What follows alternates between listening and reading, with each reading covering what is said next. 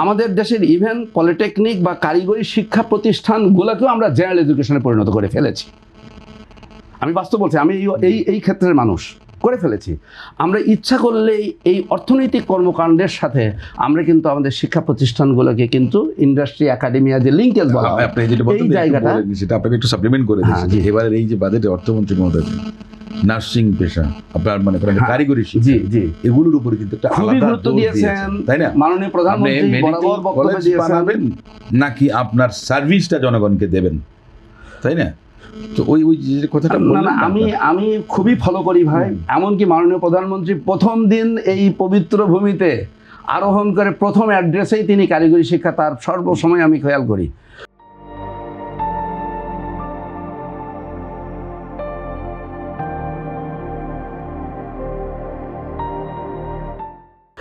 যিনি মাননীয় এখন শিক্ষামন্ত্রী আছেন, আমি তার সঙ্গে কিন্তু অ্যাটাচড, আমি তার সঙ্গে কাজ করি বিগত দীর্ঘদিন এবং আমি তার সাইকোলজিটা বুঝি। তিনি পিএইচডি করেছেন কিন্তু কারিগরি শিক্ষা নিয়েই, হিউম্যান রিসোর্স ডেভেলপমেন্ট নিয়ে, এবং বাংলাদেশে প্রথম আমরা একজন শিক্ষামন্ত্রী পেয়েছি যার এক্সপার্টিসটা হচ্ছে কারিগরি শিক্ষার উপরে।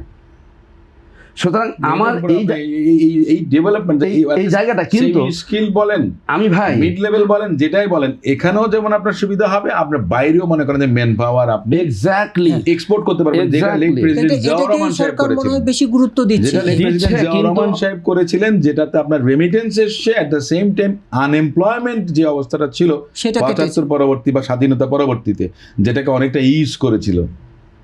ঠিক সেম জিনিসটা আমি মনে করি যে দেশে হওয়া উচিত। এখন আমি হয়তো আমি জানি না সময় কতটুকু, আমি খুবই সংক্ষেপে শেষ করে দিচ্ছি। আমার দুঃখ বা আমার চ্যালেঞ্জের, আমার চোখে চ্যালেঞ্জটা কোন জায়গায় জানেন?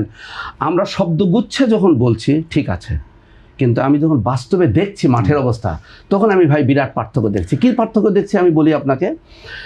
আমার শিক্ষা বাজেট এবারে গত বছরের থেকে এবারে প্রায় 1.5 গুণের মতো, ইভেন একটা ছোটোখাটো আর একটা বছরের শিক্ষা বাজেট সমান চলে আসছে, বুঝলেন? 1.39 থেকে 2% চলে আসছে, এবং একটা পরিক্রমা দেওয়া হয়েছে 5%-এ কীভাবে রিচ হয়েছে। Very good, fantastic. কিন্তু আপনি যখন কোয়ালিটির জায়গায় দেখবেন তখন কিন্তু এই জায়গাটা একটা খুবই বিবর্ণ চিত্র দেখতে পাবেন। আমার জায়গাটা হচ্ছে যে শিক্ষাটাকে শুধু কারিগরি শিক্ষা না, যেমন কারিগরি শিক্ষার আমাদের পার্সেন্টেজ কত জানেন? সরকার সকল জায়গায় লিখতেছে 18%, বাস্তবে ওয়ার্কিং এজ পপুলেশনে 15 থেকে 24 বছর বয়সীদের সাথেই ইউনেস্কো অনুযায়ী যেটা করা হয়, তাতে কারিগরি শিক্ষার বাংলাদেশে বর্তমানে পার্সেন্টেজ 5%-এর সামান্য কম বেশি। কিন্তু আমরা বলি সরকারিভাবে 18%। কীভাবে বলি? 9টা শিক্ষা বোর্ডে কতজন শিক্ষার্থী ভার্সাস কারিগরি শিক্ষা বোর্ডে কতজন শিক্ষার্থী। ভাই এটা তো শিক্ষার্থীর সাথে কম্পারেটিভ এনরোলমেন্ট, এটা তো ওয়ার্কিং এজ পপুলেশনের সাথে তো নয়। এই যে ফাঁকগুলো আমরা রেখে দিয়েছি, এই ফাঁকগুলো পূরণের কোনো ব্যবস্থাপনা আমি কিন্তু দেখতে পাচ্ছি না। 1, 2 নম্বর, আমি একটি সংকটের কথা বলবো। দক্ষতামুখী, মাননীয় অর্থমন্ত্রী বলেছেন এবং এটা ওনার আওতায় আছে, বাস্তবমুখী, দক্ষতামুখী, কর্মমুখী, মূল্যবোধ ভিত্তিক শিক্ষা ব্যবস্থা। যদি দক্ষতামুখী নির্ভর করতে হয়, বাংলাদেশে বিগত সরকার আমলে একটা অন্যতম বড় দুর্ঘটনা ঘটে গিয়েছে। সেটি হচ্ছে শিক্ষার সাথে দক্ষতা উন্নয়ন কর্মসূচির একটা বিভাজন করা হয়েছে।